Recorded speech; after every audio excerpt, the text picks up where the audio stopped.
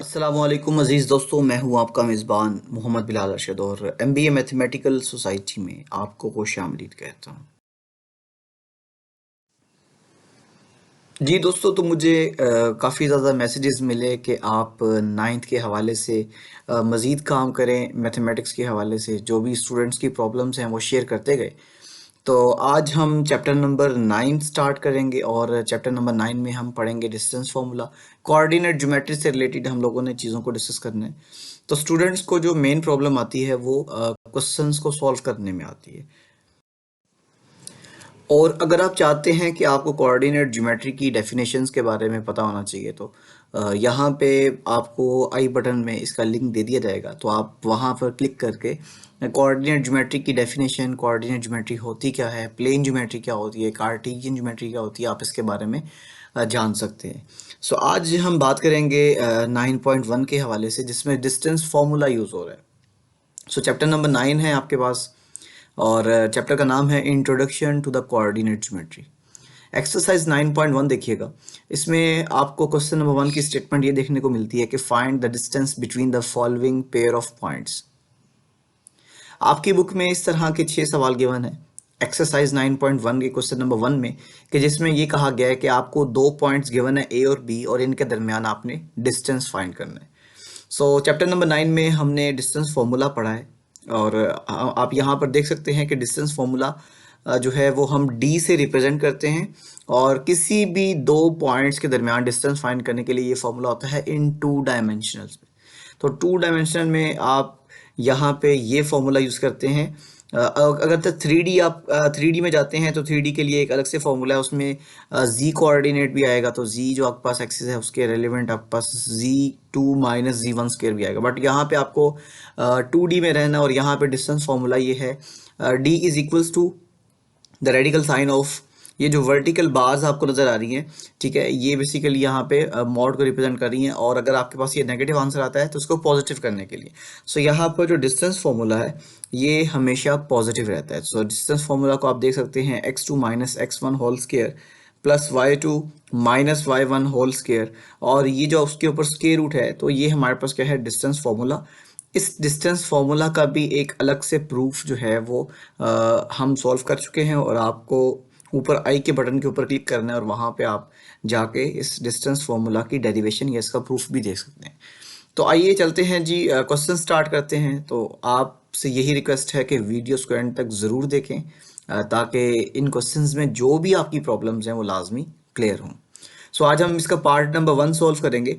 Part A में देखिएगा, यहाँ पे 2 पॉइंट्स आपको गिवन है, एक पॉइंट ए है और दूसरा पॉइंट बी है।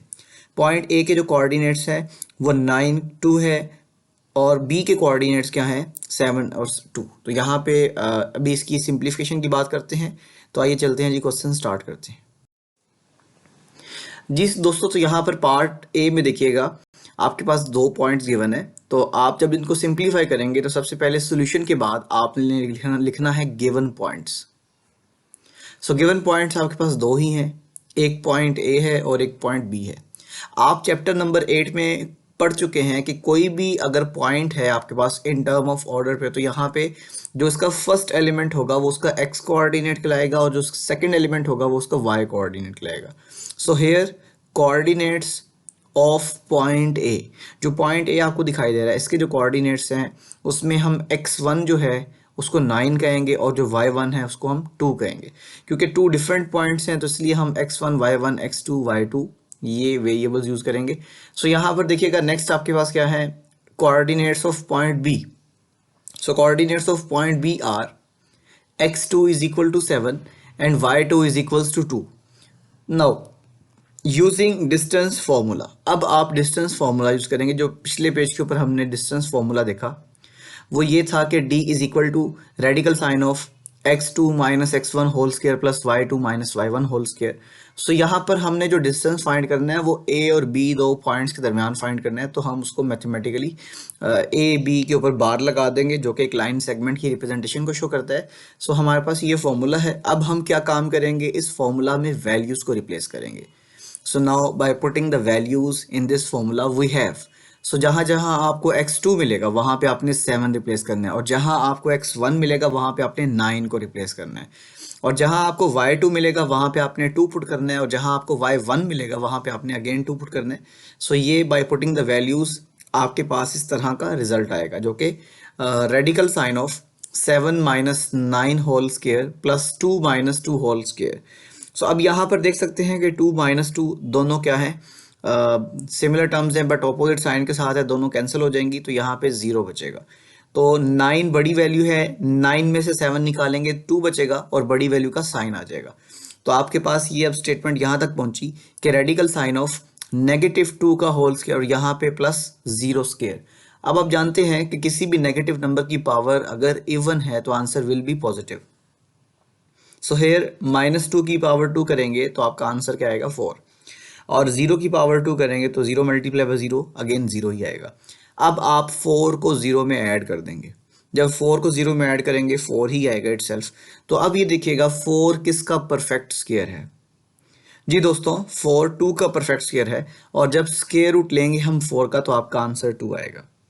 सो हेंस डिस्टेंस जो आपके पास था D between 2 points A and B वो 2 के इक्वल आ गया। और ये बात याद रखिएगा कि distance is always positive. So note that distance is always positive.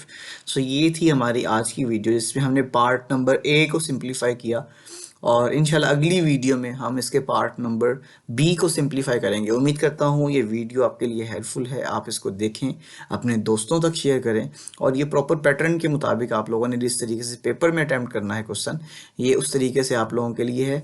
और दुआओं में शुमार रखिएगा। आपका मेज़बान Mohammad Bilal Arshad. Thanks for watching this video. Channel को सब्सक्राइब करें, वीडियोस को लाइक करें, और ताकि आपको नई वीडियोस आसानी से मिल सके।